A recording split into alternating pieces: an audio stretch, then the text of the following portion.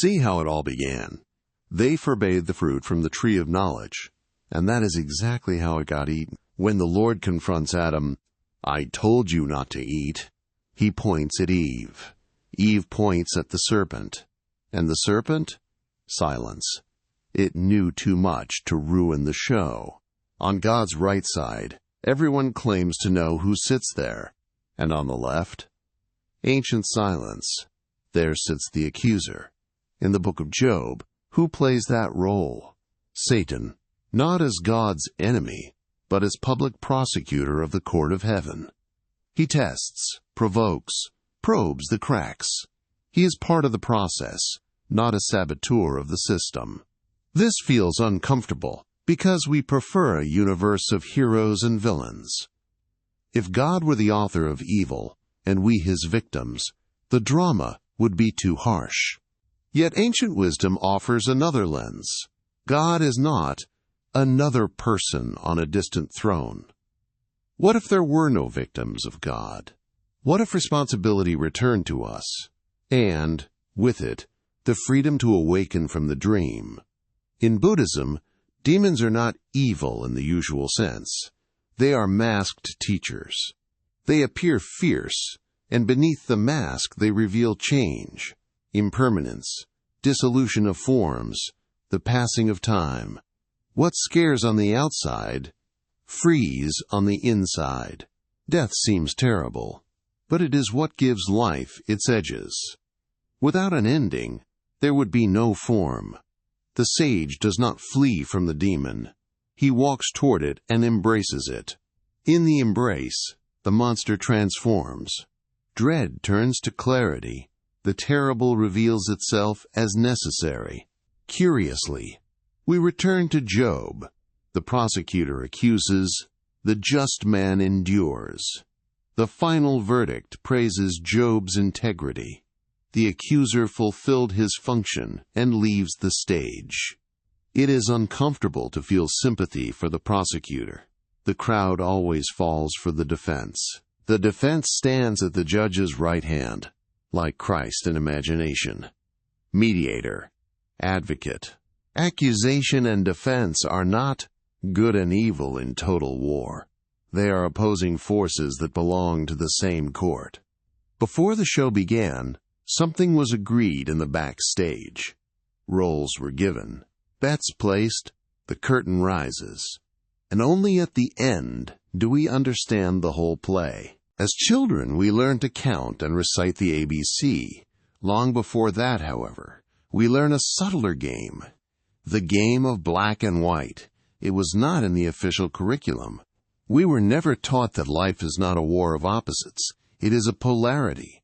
Conflict tries to destroy the other half. Polarity is a magnet of two poles, inseparable. Try to cut off the south of the magnet. You do not create a lonely north.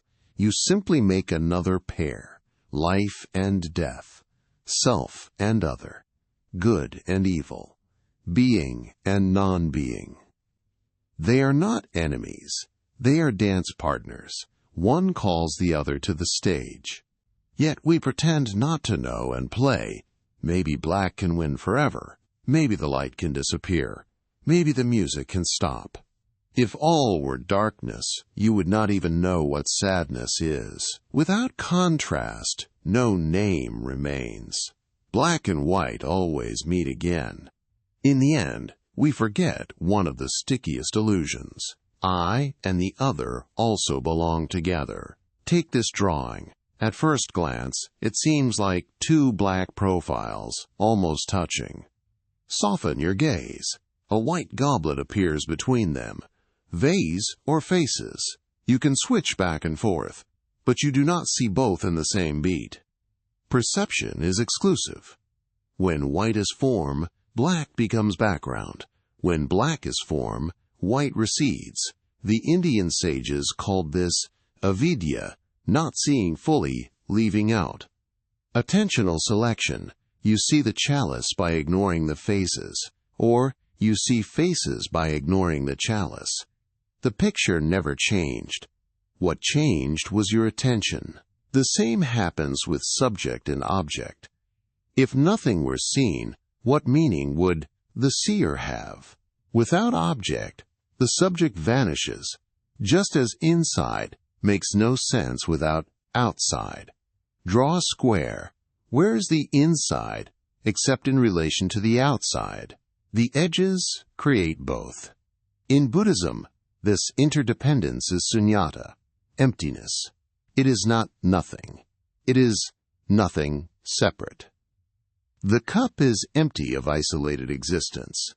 It needs the space around it to be a cup. The Chinese yin-yang symbol captures this beautifully, light and shadow in flow, each holding the seed of the other. They do not devour, they renew. Look again at the two fish of yin-yang. Are they rivals in battle, white trying to swallow black, black taking revenge? If it is war, life becomes deadly competition, man against nature, light against darkness. But if the white fish finally wins, it disappears as well, because without black there is no white.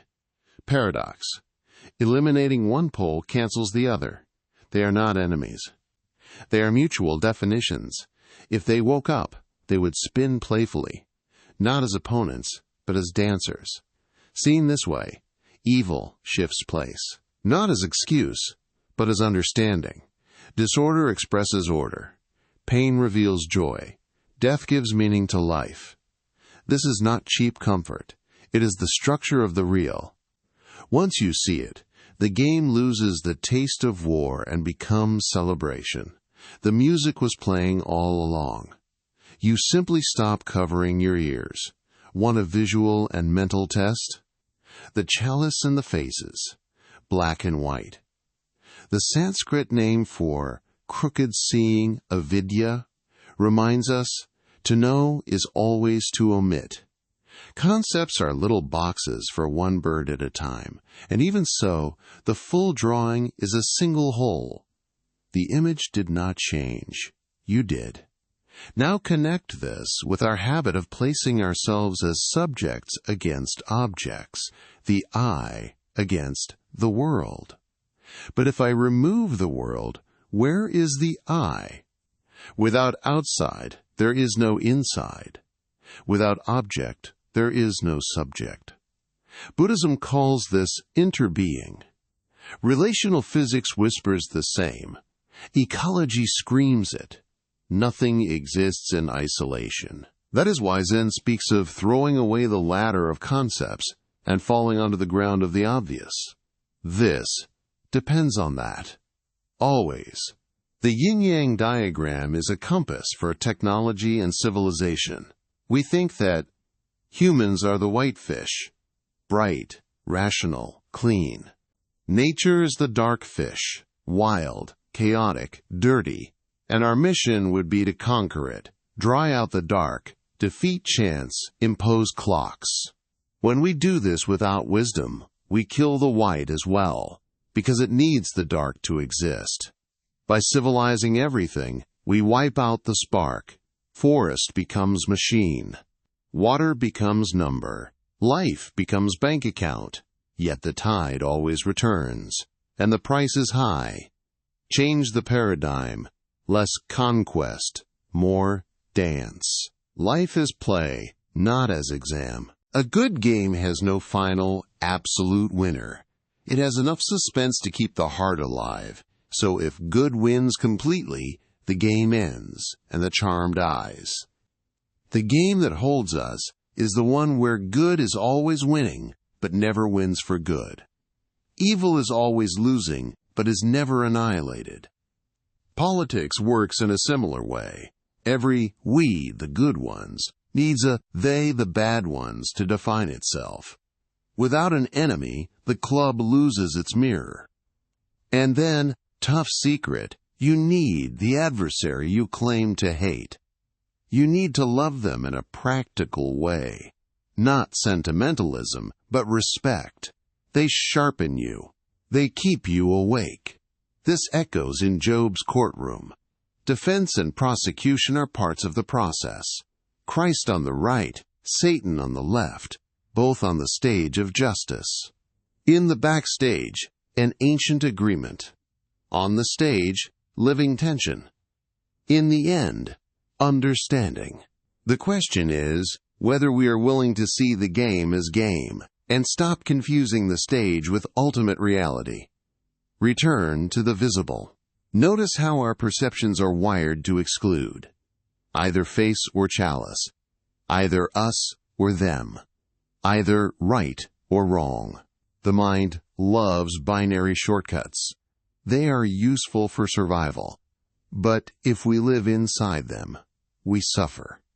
The training is attentional flexibility, seeing the chalice and, when you choose, seeing the faces, recognizing the other side's reason without abandoning your own, knowing that pain and joy are shadow and light of the same body. When we understand, our posture shifts. Instead of fighting the demon, change, we walk toward it. Instead of hunting a metaphysical culprit, we ask, what is this trying to reveal? Instead of chasing nature with tractors, we learn to plant with intuition. Tides, cycles, rhythms. Instead of wanting good to crush evil forever, we accept the live wire of tension that keeps the story interesting and turn the wire into a rope for dancing, not for hanging. And what about the old temptation to seek guarantees? The desire for a universe stamped "the right side already won" is born from fear. Yet a theater with an obvious ending is an empty theater. Wisdom offers another comfort.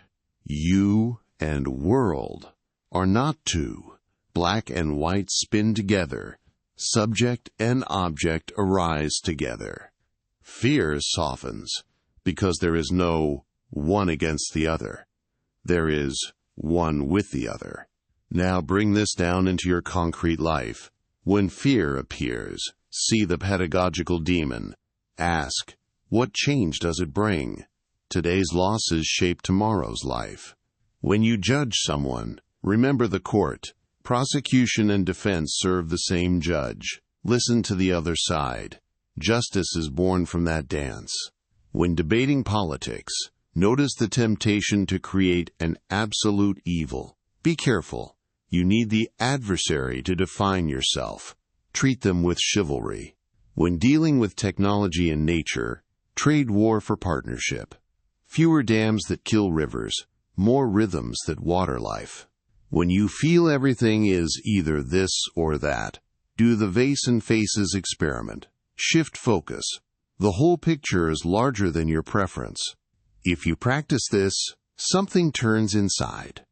Life stops being a hammer fight and becomes a dance of magnets. The inner courtroom, once cruel, learns to hear the defense.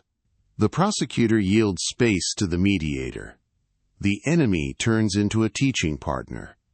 And the final feeling is not defeat. It is relief. Ah, it was always a game. A game serious enough to matter. Light enough to dance. Take a deep breath now. See the chalice. See the faces. See the chalice again. Feel the black and white tide of yin-yang spinning in your chest. Recall Job in the courtroom. Remember the demon teachers of Buddhism. And then declare, with active serenity, I choose to dance with opposites.